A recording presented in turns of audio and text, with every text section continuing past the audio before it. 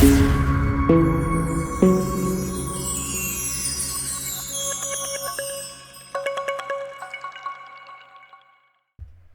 guys and welcome to the HJW Gaming channel and my first 24-hour guide where I'm going to run through what I do at the start of a season to try and get as much power production as possible to help you top those early leaderboard rankings. I really hope you enjoy, and if you do, smash that like button and consider hitting the subscribe. Into the video. So the first thing I'm going to do in my new season is pick my commanders just to start taking some early tiles. My first tip for this is to only pick 2 or 3 main commanders and pick commanders who have as much damage mitigation, defense or healing capabilities as possible to try and conserve troops. Try and also make sure that these commanders are universal commanders, meaning they're able to use any troop type rather than commanders that require a specific troop to work if you don't have those troops available at the start of your season. These commanders also don't have to be your main war commanders, just your best tilers, as in future when you get high power tiles you can mock battle or also sweep to get those commanders leveled up. For now you're just looking at efficient tile taking with good healing and defense commanders. Some of the best of these on the good side. For tier 1 I can definitely recommend Dwalin, as you can put points into his musician, level head and relief skill tree to grant a large amount of healing and also some troop buffs. For tier 2, Gandalf the Grey is probably one of the best early tilers in the game, as he provides a large number of stuns, evasion and also convener for additional troop damage. And for good side tier 3, King Aragorn is very strong with his Elessar, Elven Blessing and Exorbitant skill tree for really good healing. But I've also seen commanders such as Falgin and Balin used due to the amount of defense and healing they can also provide. On the evil side, for rank 1, Khaldun is definitely recommended, as his Easterling skill tree and Marshal of the East tree provide great damage mitigation. For tier 2, if you have orcs available, Gothmog is brilliant, as his second in command skill tree and also his rank 5 skill tree can help you avoid a lot of damage. And finally for tier 3, Witch King is very good, though he does lose a lot of troops early. So if you're starting with evil men, Black Serpent is definitely brilliant, because you can allocate points between Horn of Harad and Haven as you level up. Another great evil starting commander can be Grima Wormtongue, and just focus on madness and damage avoidance. Now once you have those commanders kitted out, skilled and ready to go, you can set them off taking some early tiles. Always make sure that they have a full complement of soldiers before you hit a tile. The reason for this is if you have less than an ideal amount of soldiers, what will happen is you'll lose many more. So you want to make sure you always have a full command. One great way to do this after your early flurry of taking tiles and using up the pre-given set of soldiers is to what's called leapfrog your commanders. What this means is use one commander at a time, and when one runs out of stamina, you take all of that army off and switch it to your next commander, which is why using a universal commander that can use any troops is very valuable. This should be more than enough to make sure that you can keep your tasks ongoing, always taking stronger tiles and building up that power. The next thing to deal with is conscripting some soldiers. In the beginning, you'll be able to conscript more than enough troops just to fill your 2 main commanders' command limit. This is good because with every battle obviously comes troop loss and commander level ups, where you'll want to put more troops on your commander and you'll want to replenish them as quickly as possible. Always make sure to conscript just 1 or 2 sets of troops that will be relevant for both your commanders. You don't want to get caught up training tons of different types of troops so that your barracks are spread out. You just want to have these focused on one commander. And the other main thing is to never stop conscripting. You want to make sure that conscription is always going ahead, so you always have troops. If needed, always even prioritize this over building additional things in your keep, because you'll always need troops for your main commanders, at least 1 full command, so that you can keep pushing up that power ranking. Also, try not to be tempted to introduce an additional commander above and beyond the 2 or 3 starting commanders that you're using. You want to try and keep the number of commanders you use down to a minimum, because switching around and having too many commanders can put you in a resource or troop deficit where you're not leveling your main commanders up enough to take the strongest tiles. You're spreading your troops over too many commanders, so you're not hitting those highest levels on your main ones.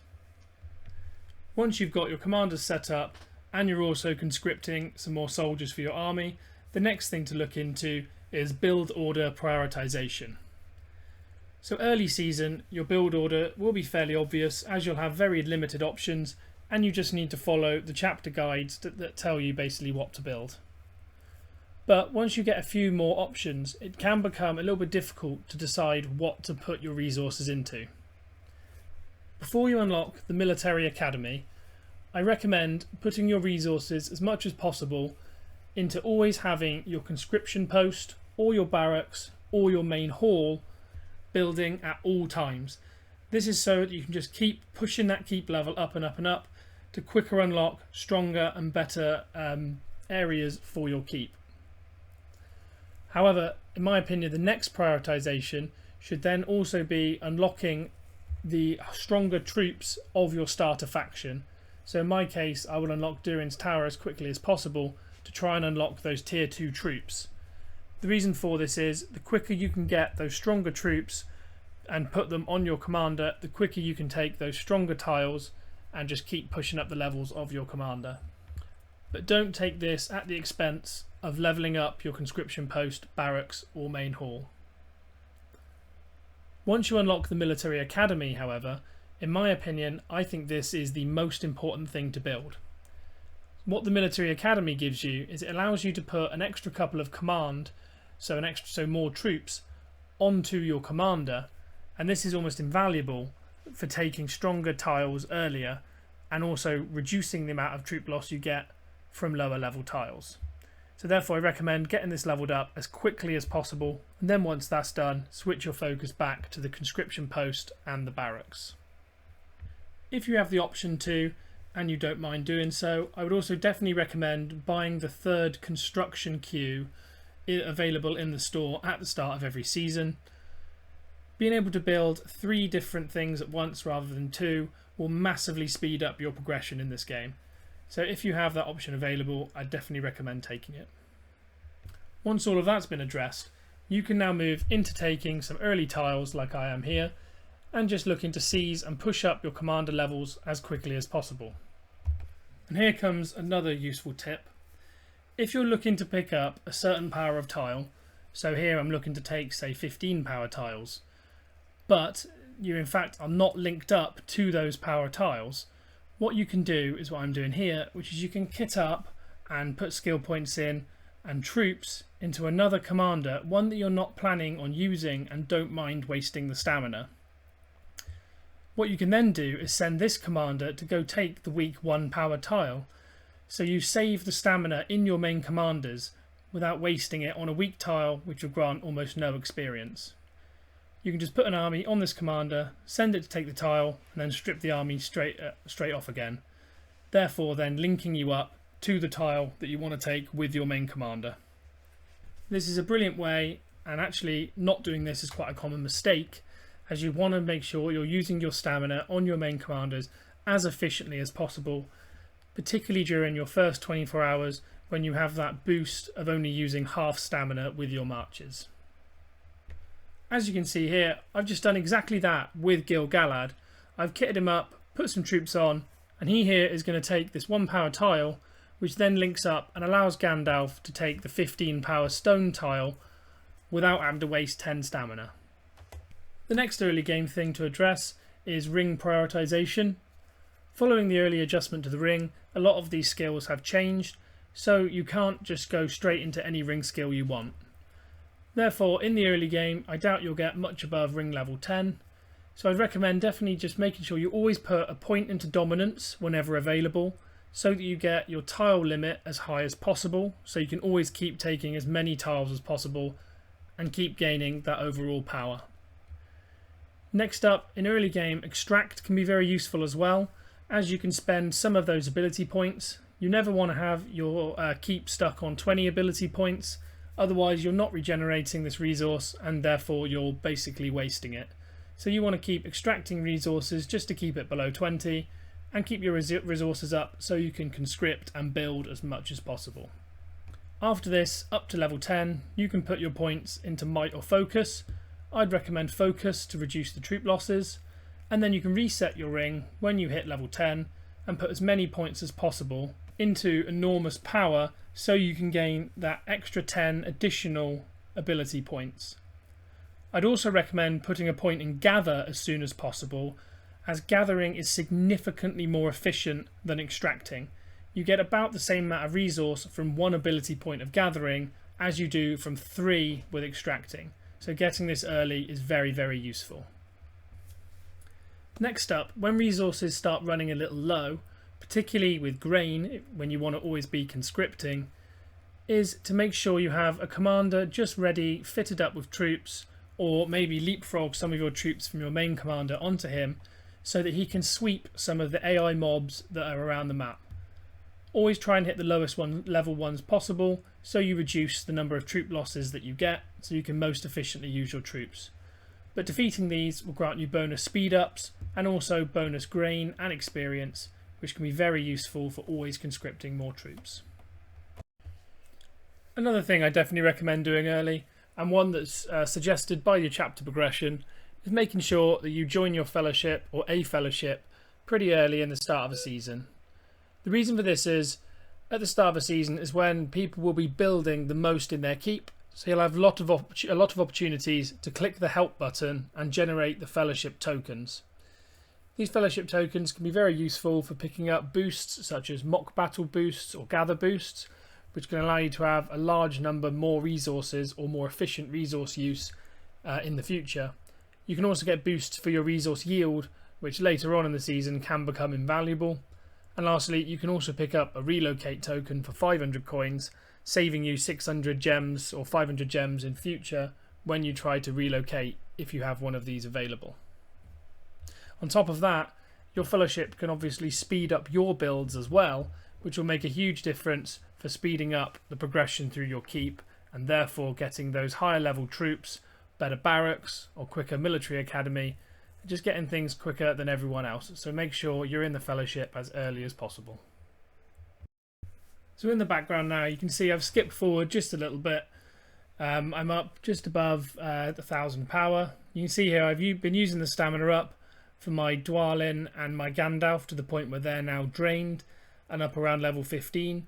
So what I'm doing is I'm doing what I said earlier, just piggybacking that army onto say Gimli and using him to sweep mobs so that he can get some XP and I also get some handy speed ups. And I'm just making sure that I only attack the weakest mob possible just to reduce my losses where I can.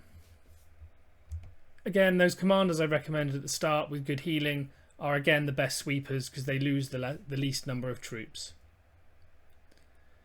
So whilst Gimli goes on his little march, if I just check here I'll show you where I'm at. So I'm at 1605 power at the minute, which puts me pretty comfortably at the top of the power rankings.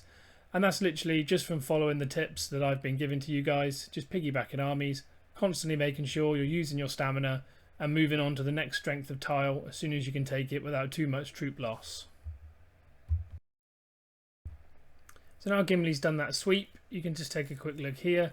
He actually lost a few more than I wanted. I definitely recommend using a better healing commander. But you can see I got some good XP for Gimli and I got additional grain and a good building speed up, which I can use for speeding up the builds in my keep so I can just get those better level buildings quicker. You can see I'm conscripting two types of troop. I'm conscripting the tier 2 shield dwarfs and then also conscripting the dwarf archers and just using those on all commanders. Now I also have the market as well. I would recommend going into the market and definitely using that to purchase additional resources where possible. Early in the season, it's also, if you have the gems available, very valuable to refresh your market so you can purchase the maximum number of resources. As again, this game, early game, is all about resource management, so having the maximum number of resources available is always beneficial. For those free-to-play players, this isn't essential to get high up the power rankings, though of course more resources can never really hurt. So another quick jump forward here. You can see I'm just over 2,000 power, and I've just had a few conscription and building queues come free. You can see the reason for that is because I've prioritised getting the military academy, as I said earlier. So I have additional commands now on all of my commanders, and I'm now going to focus on trying to get the resources to build the conscription post, which I did after the military academy, which in my opinion is the most efficient way. But of course I do still have an open conscription queue, and you should always be conscripting troops where possible, so I'm going to make sure that I have these troops ready and available. However, you can see here I actually have quite a lot of not enough iron, sorry, but quite a lot of other resources, particularly grain from all my sweeps. So this is where the market comes in handy, as I can exchange some of this grain for additional iron, just so I can get a few more of those troops and keep my troop numbers constantly conscripting, so that I have plenty for the armies that I'm using. So I can now maximise Dwalin, as I don't want to send him into battle without maximum troops, as then he'll just lose more troops and it becomes a self-fulfilling cycle where you're losing more, therefore needing to conscript more, but you don't have the resources. So eventually, just actioning all these tips, keeping your resources up and constantly moving on to stronger tiles when possible, will lead you to a similar point to where I am here, where you're looking to take 130 or 150 power tiles. When you do that, I recommend scouting, which means hitting the tile, as long as it's within your march range to then hit with another commander. You hit the tile with a commander that has next to no army at all on it, as you can see I did with Theoden here. And what that will then do is it will tell you which commander is on the tile, and if it looks like a weak commander, you can then hit it with your main commander, as I did here with Gandalf, as you can see. And if you hit the weak commander, obviously you minimise your losses. So you can see on this 130 power tile, my Gandalf took it from Maltok with next to no losses. An additional pro tip with regards to scouting, coming here from one of my fellowship mates, Cull, is to use a commander such as Frodo and Sam, or Isildur, one of the commanders that can inflict madness upon the enemy commander or troops, as you can see with these two skills here, and try and equip them with either an item that gives them evasion so they can dodge the first instance of damage, or potentially even troops like sentinels or march wardens, just a single command, so they have evasion and can dodge the first instance of damage. What this can do, as you can see, is if they dodge that first round and then also inflict madness on the opposition tile, they can cause the opponent to actually inflict a lot of damage upon themselves, so when your follow-up commander comes in, you have a couple less command to hit. And with that, that's the end of all of my tips I have available for your first 24 hours. As you can see here, my boost has just expired, and I am currently sitting in 4th position on my server, very close to the top spot, and I actually do go on to retain top spot for the next day or two by just continuing to follow up the advice I did here, with scouting, just taking more and more powerful tiles and keeping those commanders leveled up. Always conscripting, always building. If you guys enjoyed what you've heard and seen today, please drop a like and please subscribe for more, as I do try and put an incredible amount of effort into these videos, and I really appreciate a lot of the feedback I've had so far from you guys. And with that, I wish you all best of luck in your new seasons, and I hope to see you on the next video.